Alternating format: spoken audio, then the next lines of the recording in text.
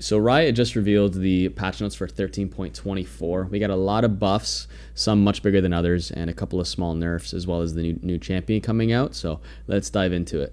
So we're going to take a look at some of the bigger buffs. You guys can see them on screen. I'm going to show them all, but really big buffs are going to be champions like Gragas late game, Mordekaiser throughout the game, Talon with a Q reset. So these things are going to be really, really big. Azir's getting a small buff to the damage on his W.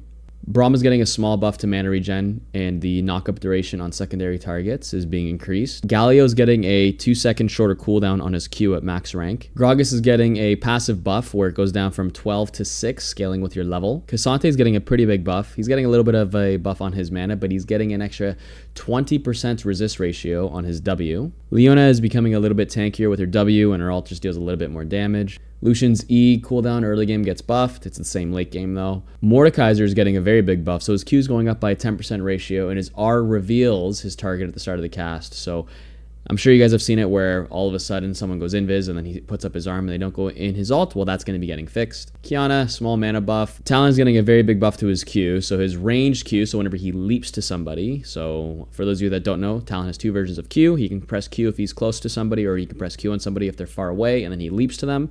If he leaps, he gets an auto attack reset. And Zeri is getting a small buff to her AD growth and W damage. A lot of people have been complaining about Briar recently and how she's strong, so she's getting a pretty substantial nerf. She's still going to be viable, I think, but Ivern is getting small nerfs, still going to be viable. So he's losing a 5% slow on his E, and he's also losing a little bit of base health. Do you guys think this is a good patch before the new season, or do you think there could have been more changes, or were there too many changes? So let me know in the comments below. Until next time, peace.